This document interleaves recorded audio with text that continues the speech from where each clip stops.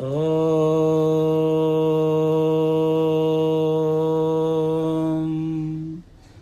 గురవే సర్వలోకానాం భిషజే భవరోగిణాం నిధయే సర్వవిద్యానాం దక్షిణామూర్తయే నమః. ఓం నమః ప్రణవార్థాయ శుద్ధజ్ఞానైకమూర్తయే నిర్మలాయ ప్రశాంతాయ దక్షిణామూర్తయే నమః. మీ అందరికీ దక్షిణామూర్తి ఆశీస్సులు అనుగ్రహము ఉండాలని మనస్ఫూర్తిగా మీ అందరి తరపున దక్షిణామూర్తిని వేడుకుంటూ ఉన్నాను. అదేవిధంగా మీ ఇంట్లో ఎవరైతే పెద్దవాళ్ళు అనారోగ్య సమస్యలతో బాధపడుతూ ఉన్నారో వాళ్ళందరికీ ఆయురారోగ్యాలు ప్రసాదించమని దక్షిణామూర్తిని అడుగుతున్నాను.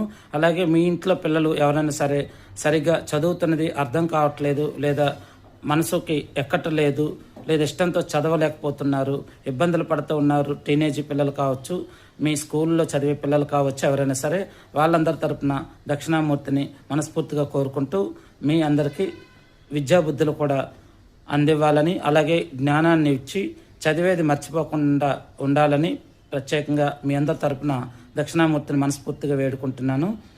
ప్రతిరోజు దక్షిణామూర్తి ధ్యానము లేదా దక్షిణామూర్తి పూజ, అలాగే గురువారం రోజున దక్షిణామూర్తి పూజ ప్రత్యేకంగా చేయటం వల్ల మనకి ఈ గురువారానికి సంబంధించి గురుగ్రహం ఆధిపత్యం వహిస్తుంది. అటువంటి గురుగ్రహం అనేది శ్రీ దక్షిణామూర్తి ఆధీనంలో ఉంటుంది కాబట్టి దేవాది దేవతలకు గురువైనటువంటి దక్షిణామూర్తి సామాన్యమైన మానవుల్ని కరుణించలేడా? ఒక్కసారి మీరు అందరూ గుండె మీద చేయి వేసుకొని చెప్పండి. అలాగే ప్రతి గురువారము ప్రతిరోజు దక్షిణామూర్తి ధ్యానం చేయటము, అలాగే స్కూల్కి వెళ్ళే పిల్లలు కావచ్చు, ఆఫీసులకి వెళ్ళే వాళ్ళు కావచ్చు, బిజినెస్ పని మీద బయటకు వెళ్ళేటప్పుడు కూడా దక్షిణామూర్తి ఫోటోని మీ ఇంటి ప్రధాన ద్వారం పైన లోపల వైపు పెట్టుకోండి. అది ఏ దిశ అయినా పర్వాలేదు, తప్పలేదు. మనం బయటకు వెళ్ళేటప్పుడు ఆ దక్షిణామూర్తిని చూస్తూ ధ్యానం చేసి ఒక నమస్కారం చేసుకొని మనం బయటకు వెళ్ళడం వల్ల మనకి ఎన్నో మంచి శుభ ఫలితాలు ఉంటాయి. అదేవిధంగా మీ ఇంట్లో పిల్లల పట్ల ఏదన్నా దుష్టశక్తుల అంటే గాలి ధూళి కొన్ని భూత ప్రేతాత్మలు వంటివన్నీ ఉంటాయంటారు కదా, అటువంటివన్నీ కూడాను దక్షిణామూర్తి ఫోటో మీ ఇంట్లో ఉండి ప్రతిరోజు మీరు దక్షిణామూర్తి ధ్యానం చేయటం వల్ల అటువంటి నరఘోష నరదిష్టి వంటివి కూడాను తొలగిపోతాయి తప్పనిసరిగా.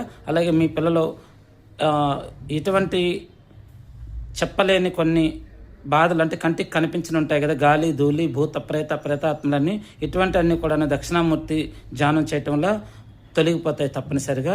అలాగే గురువారం రోజు నాడు తప్పనిసరిగా మీరు దక్షిణామూర్తిని పూజించండి, ధ్యానించండి, సేవించండి.